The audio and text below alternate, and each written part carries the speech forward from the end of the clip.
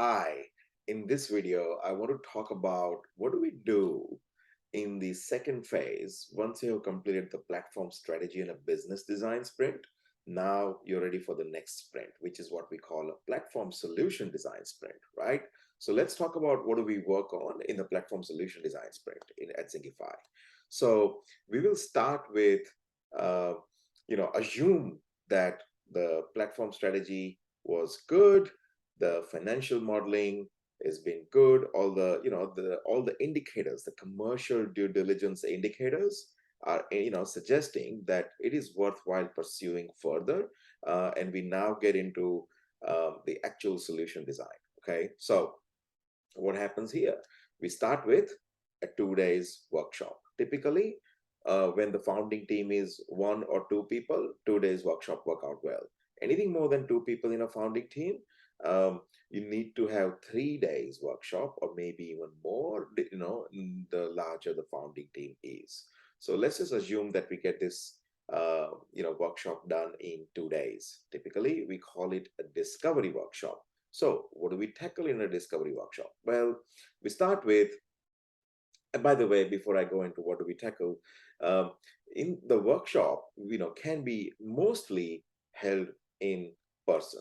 Okay, if you're in Australia, we would do this in person. If you're outside of Australia, then we would do this in a multiple sessions in a Zoom sessions, each session lasting about 4 hours or so.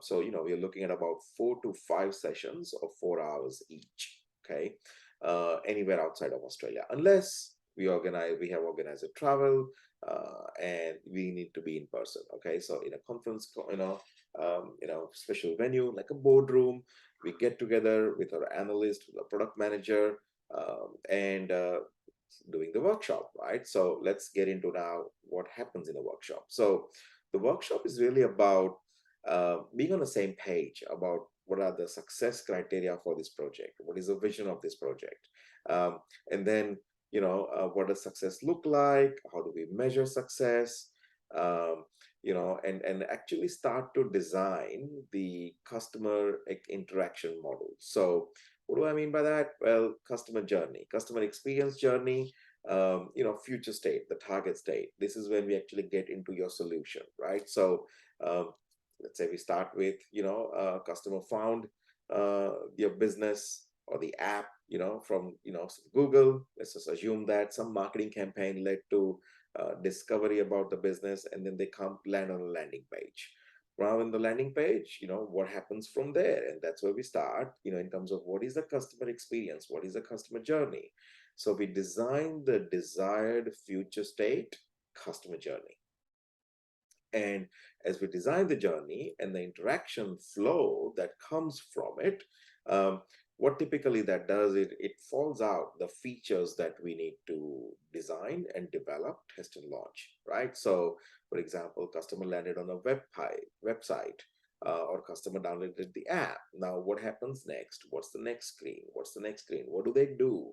What do we want them to do? Where do we want to have them click? What are the process steps that needs to be taken care of, right? So we really design the customer experience journey as they interact with the proposed solution, and then we start based on that. It gives us a process model, a business process model, right? Interaction processes. Once that is done, we can start to look at, okay, to enable each of the step in the process, what are the features and functions that are required in a software. What we will do is we will write that down in a card, index card. We write that down. We break down that you know that epic, that feature, into number of features, right? So let's say an epic can be you know um, payment. Okay, payment is an epic, or authentication and security, your credentials is an epic, and that's an epic. And then we need to break that down into number of ways. Oh, I want to be able to log in using my email address. I want to be able to log in using my phone number. These are actually two different features. I want to be able to log in using my Facebook. That's feature number 3. I want to be able to log in using Google account. That's feature number 4.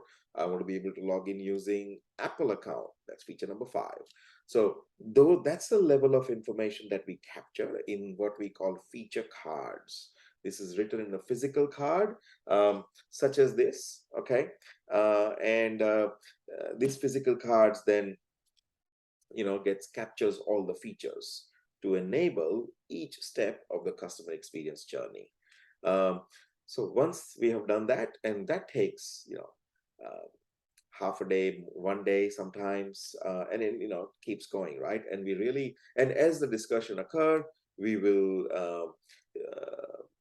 we will identify any risk, we will identify any issues that needs to be resolved, and if there is risk or issues that we should not go in certain details at this point, then we will capture that in a parking lot for action, discussion, mitigation, resolution after the workshop. So that workshop is pretty tightly managed.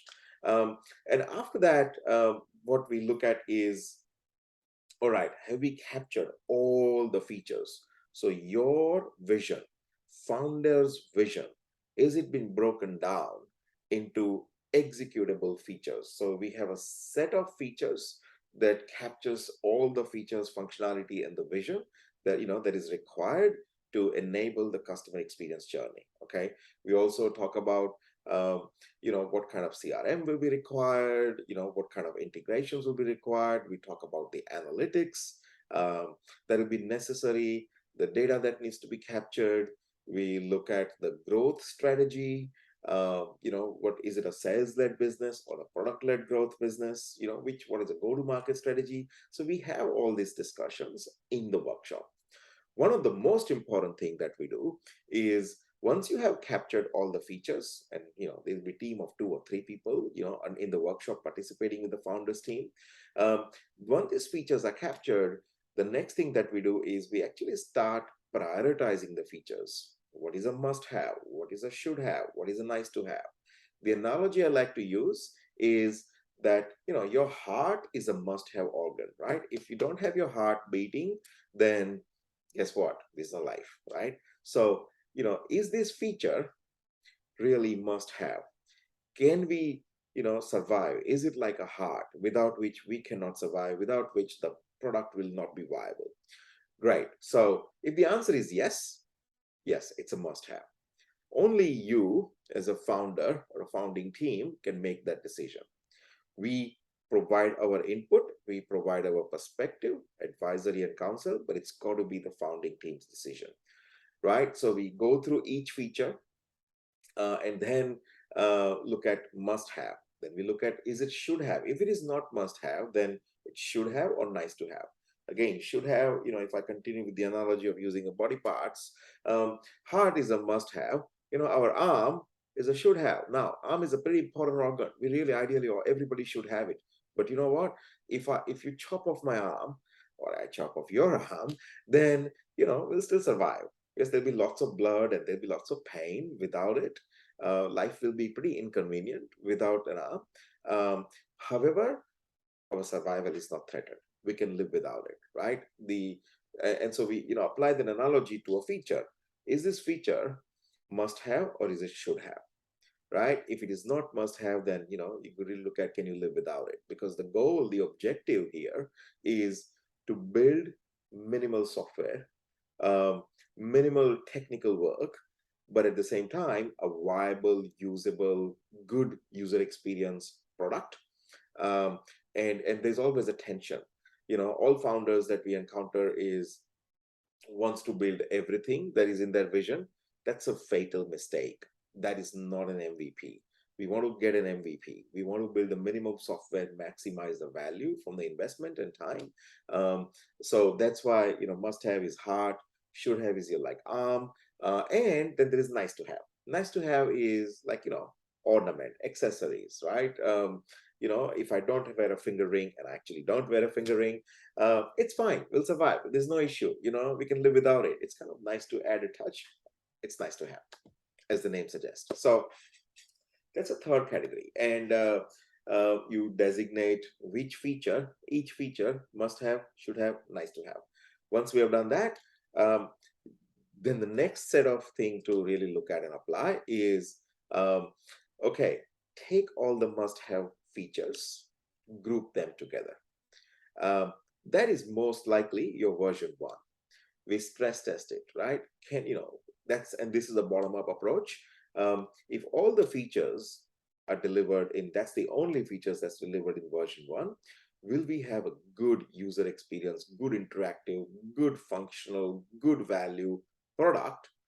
But it is not all the scope. It is not everything that was in founder's vision.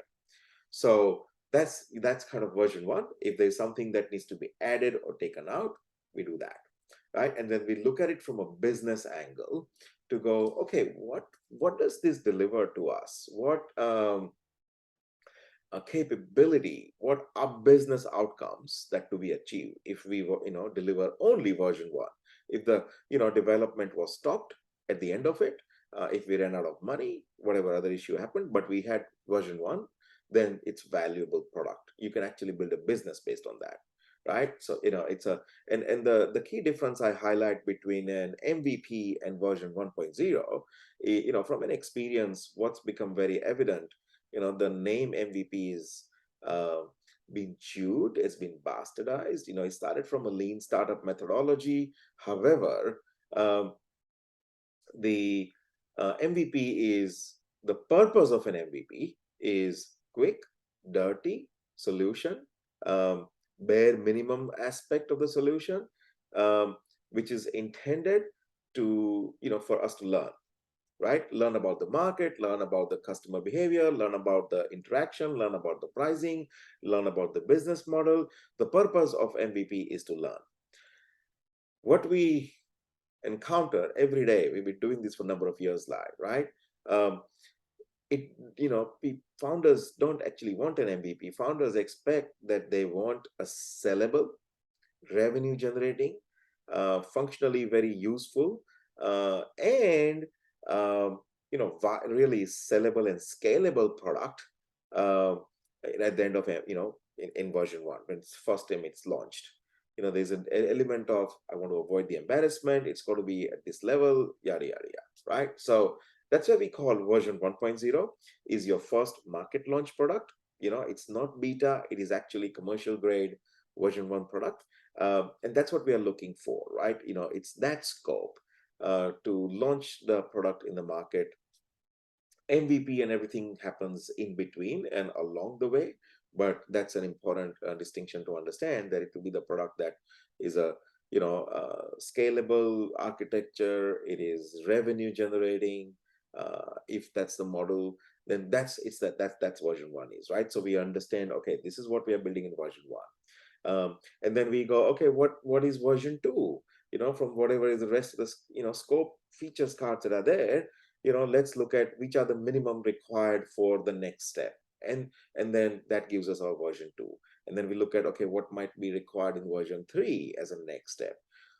Actually, what is happening is we did the bottom up thinking, design the customer experience. You looked at the features necessary to enable the customer experience, and now we have categorized all those features into must have, should have, and nice to have.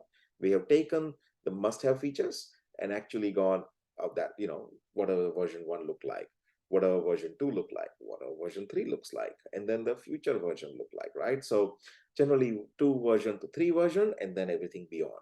So what does that give us? That gives us our product roadmap. How are we going to build the product? What is version one going to be able to enable the user to do? What version two functionality will be? What version three functionality? Very, very vital piece, so that we are not committing all the available capital only on the product, but we're actually making sure that we can actually go and about deliver the product in a sensible way, but actually build a business. So if the product doesn't work out after version one, hey, if you had to close it down, then you saved all the effort, the money, the investment required to build version two, version three, version four, right? You get the picture. So that's the point. And so we walk away from the workshop with the product roadmap, the features, all the aspects, necessary to be on a common page about the scope of the project, the project management parameters, and then so that's a workshop. And then after the workshop, the analyst who is and the product manager will start having a weekly sessions with you, right? Many times it's weekly, sometimes it's not, sometimes it could be 2-3 times a week, depends on each project. But what they take the outputs of the workshop, they develop a process model, interaction models, very important from a engineering and a programming perspective, right? Uh, they look at wireframes. This is not branded or colorful, beautiful screens. It's black and white. But you can start to look at, okay, what does each screen will look like? Layout, the data elements, what are we capturing? And if a user clicks on this button, what's the next screen that goes to, right? So typically in our experience, these wireframes can be anywhere between 30, 50 to up to 100 for the version 1.0. So that work happens after the workshop. You will go through the back and forth. Analyst will go through the back and forth feedback with with the founder, founding team, and then wireframes gets finalized. The product requirements document gets produced. We call it PRD. So all the features are expressed, documented clearly. Wireframes are associated with it. There is a process model, so we know the user processes, what the interaction model looks like. And you have a project charter. Project charter is a binding document that brings the entire project together into a single document. So these are the very important things that comes out of the workshop. And then when we go to the next stage, which is the design stage, that's when we also call it a design sprint 2, or and that's once the wireframes are approved, data model, yep, we have captured all the aspect of what data to be captured on what screens. Then we move to the design sprint 2, and that's where the designer will take the wireframes. We'll do the branding exercise if the brand does not exist, the brand style guide, etc. And then that brand style guide, the brand colors, identity gets applied to the designs, and we produce a high fidelity visual prototype.